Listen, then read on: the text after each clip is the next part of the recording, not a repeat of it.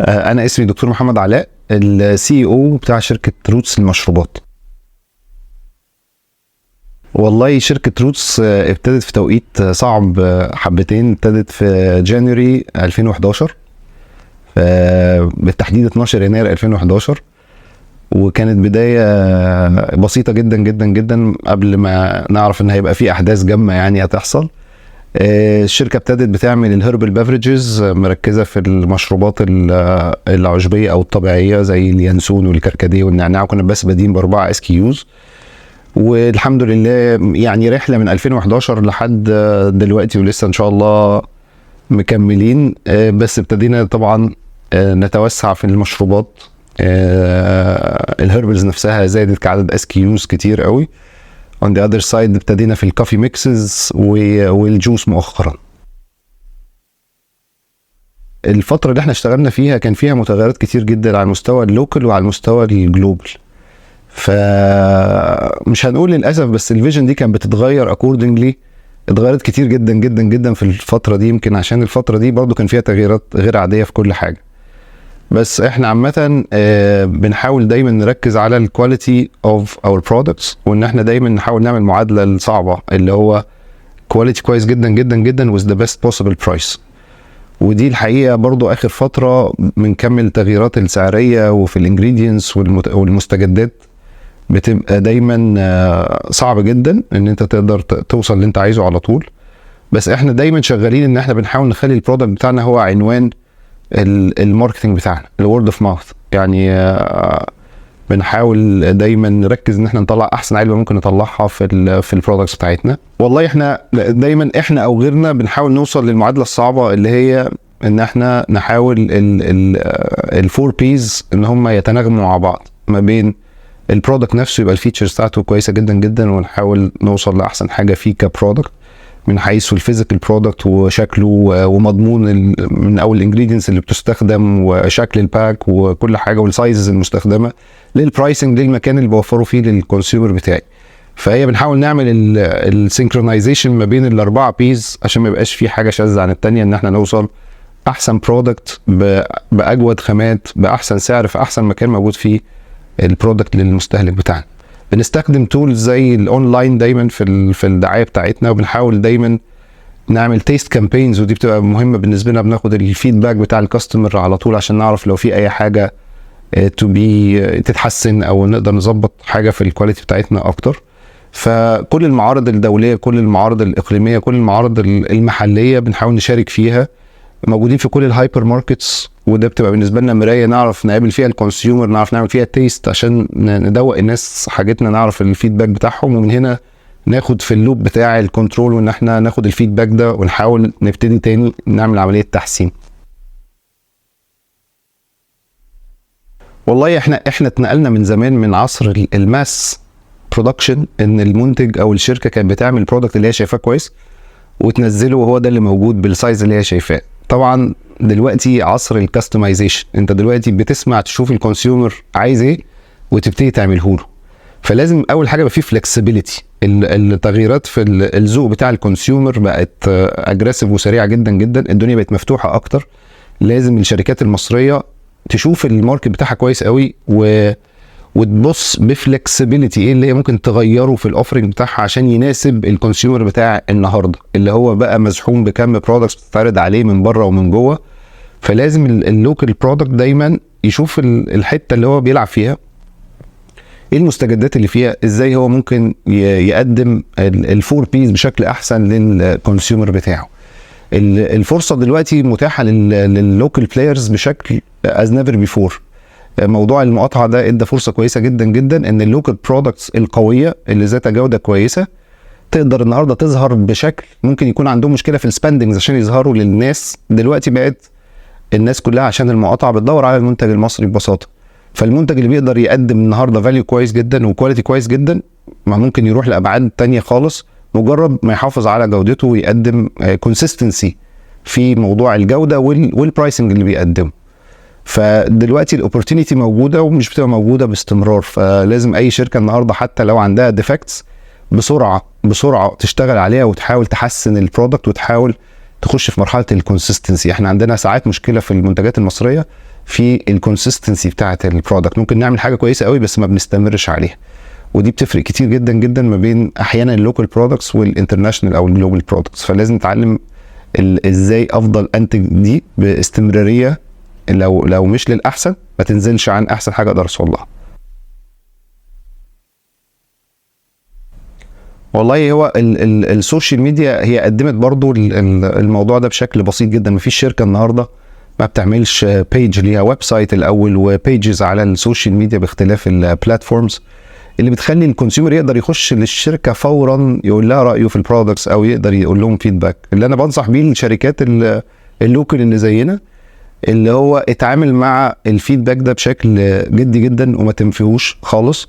السوشيال ميديا بتقدم لك حاجه كان صعب جدا تعرفها، انت بتنتج وبتنزل الماركت، واحيانا كتير قوي تبقى متخيل ان البرودكت عاجب الناس سيمبلي، والفيدباك اللي بيجي لك من خلال التيم بتاعك اللي مش دايما مش شرط يدي لصوره كامله. فانت عندك فرصه كويسه جدا. السوشيال ميديا بتخلي الانتر اكشن بين الكونسيومر والمانجمنت دايركت وكلير. والله هي كلها لسه بنحلم بالكامبين اللي توصلنا لعدد اكبر، بس هي كلها كانت محاولات. كان في منها على برودكت اسمه الجينجو، وكان عملنا اغنيه لطيفه جدا جدا جدا للبرودكت، وطلبنا من الكونسيومر اللي هو يعمله هو بالسيتويشن اللي من عنده. و اي ثينك كانت حاجه برضو للابل سايدر عملت نتائج كويسه جدا. والله احتكاكنا بالكونسيومر، والكونسيومر ده في منه الاند يوزر وفي منه البيزنس تو بيزنس، الناس اللي احنا بنقدر تروح المحلات الكبيره نتعامل معاهم، الهايبر ماركتس، التريدرز الكبار. بنحاول نسمع كويس جدا جدا جدا، وناخد ده بعد كده از بلان لينا هو الماركت عايز ايه. فاحنا بنقابل الكونسيومر على السوشيال ميديا، بنقابل الكونسيومر في المعارض، بنقابله في التيست كامبينز اللي بنعملها في الانديه احيانا، وده بنحاول ناخد دايما ريتن فيدباك. الناس حبت ايه، الناس كانت عاجبها ايه، الناس متضايقه من ايه، الناس شايفه ايه اللي ممكن. وبيبقى دايما عندنا اسئله ازاي نقدر نحسن، ازاي تقدر يعني بناخد ريكومنديشن دايما من الكونسيومر على طول في السايتس اللي احنا بنقدر نعمل فيها السامبلينج والحاجات دي كلها. فده بيتهيألي بيبقى اكتر فيدباك بنقدر ناخده من الكونسيومر على طول فيس تو فيس يعني. والله انا عايز اقول الحته في دي، احنا الفكره كلها ان انا بشوف ساعات ان احنا كلوكال براندز او يعني في مصر احنا دايما بنميل للتقليد. ودي حاجه احنا لما ابتدينا روتس حاولنا حطينا بوينت كده من ضمن البوينتس ازاي تبقى روتساوي، ان احنا ما نبقاش تقليد وما نمشيش في القطيع. لو حضرتك بصيتي على علبتنا هتلاقي اللوجو بتاعنا تحت، هتلاقي ان احنا بنقدم هيربل بافريجز، والشركه الوحيده اللي مش حاطه شكل نباتات كتير على البرودكت. حاولنا نعمل ايدنتيتي مختلفه عن اللي موجود. فانا عايز اللوكال بروديوسرز ما يشغلش باله دايما ان هو يبقى تقليد لحد موجود. بنشوفها كتير قوي في الماركت، بنستسهل احيانا في التسميه بتاعه البرودكت، في شكل المنتج بنجيب حاجه مشهوره ونعمل زيها. وما تخافش ان انت تبدع، وما تخافش ان انت تجرب، وفكر في طريقه جديده وانت بتعمل الباكجنج بتاعك، فكر في انواع جديده تقدر تقدمها. احنا نزلنا الماركت بتاعنا وكنا تقريبا بنبقى باستراتيجي اللي هو مي تو، بنشوف الماركت ده في الاول ايه اهم برودكتس بنعملها، بس بعد وقت لما بناخد ثقه بنبتدي نحط احنا التاتش بتاعنا زي ما بيقولوا، بنبتدي نبص للباكجنج بشكل مختلف. احنا عملنا برودكت مكان لوحده، ما كانش فيه اي برودكت في مصر او في الريجن عامله، وده حسينا بالفرق في الكومبيتيشن فيه مش موجوده، قدرنا نبدع فيه، وكان هذا الابداع احسن حاجه عملناها في الشركه باي ذا واي. فانا بنصح الشركات والبراندز المصري اتجرب، تاخد ايدياز لطيفه كده، بس حط التاتش بتاعك، ما تبقاش تقليد لحد، يعني حاول ما تبقاش تقليد. دي نقطه مهمه جدا جدا.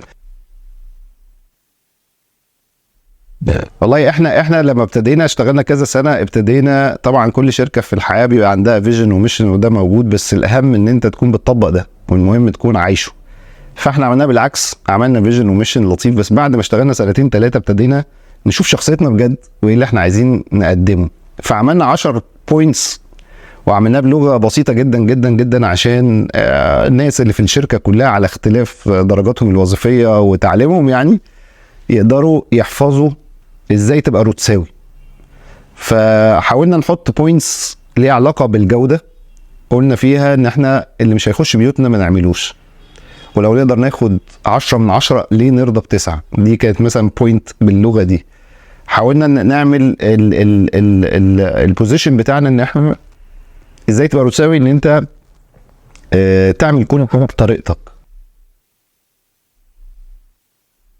والله تحفيز التيم ده بيختلف من شركه لشركه وبيختلف من شخص لشخص، بس هي حاجه تشالنجنج جدا. يعني التحفيز بيبقى احيانا جود جوب ان الناس تسمع ان شغلها ده كويس جدا جدا جدا. التحفيز بيبقى احيانا في ترقيه، التحفيز بيبقى دايما في انسنتيف. يعني ده التحفيز اللي اي شركه ممكن تحفزه، مش بس الماركتنج تيم، لاي تيم من الموجودين عندها.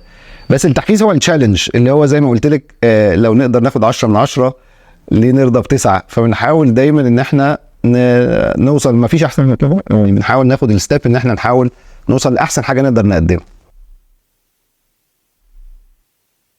والله اول ما ابتدينا كنا بنعمل حاجات لطيفه جدا وجابت امباكت. يعني احنا كنا بنستفيد ان البرودكت بتاعنا بانفلوب. وباي ذا واي احنا من اول ما ابتدينا في الاندستري بتاعتنا كانت كل الشركات اللي في المجال الانفلوب برودكت ده كانت بتطلعه تصدير فقط. احنا كنا من اول لحظه نزلنا ده في اللوكال ماركت، كنا بنشوف ان يعني اهل بلدنا ليهم حق ان احنا نطلع احسن حاجه عندنا. فدايما البرودكت عندنا اللي بينزل مصر هو اللي بينزل للسعوديه، هو اللي بيروح في اي حته تصدير، هو نفس البرودكت اللي بنزله في مصر. ما عنديش تو برودكتس اللي هو باي ذا واي احسن حاجه عندنا. كنا بنستفيد ان البرودكت بتاعنا انفلوبد، فكنا بناخد 1 انفلوب او 2 انفلوبس ومحطوط فيها زي سيمبل كارد بيقول البرودكت ده هتلاقيه فين، وعشان الكونسيومر يدوقه في البيت. فكنت بشوف ده احسن كمان طريقه للسامبلينج في برودكت زي بتاعتنا. فكان في الانديه وفي الاماكن اللي فيها ترافيك كنا بنوزع السامبلز اللي هو في الاخر هتحفظ الكونسيومر شكل علبتي من خلال كارد صغير فيه شكل العلبه من بره، وفيها انفلوب داخلي عشان يحط السكر زي ما هو عايز، يشربه في المج بتاعه، يشربه في الاجواء اللي هو عايزها، مش مجرد سامبلينج في حته هيشربها غصب عنه هو مش عايز يشربها دلوقتي.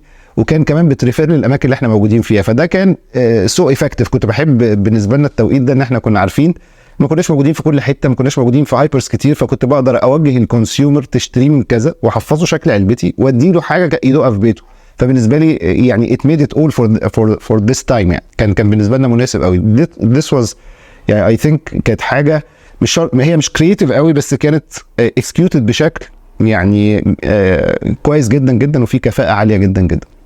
حاولنا نعمل حاجات كرييتيف كتير على مدار الرحله كلها، من راديو ادز احيانا كان فيها I think some creativity لفيديو ادز بس هي فيديو ادز وسامبلينج بطريقه او باخرى ان احنا نوصل للكونسيومر. يعني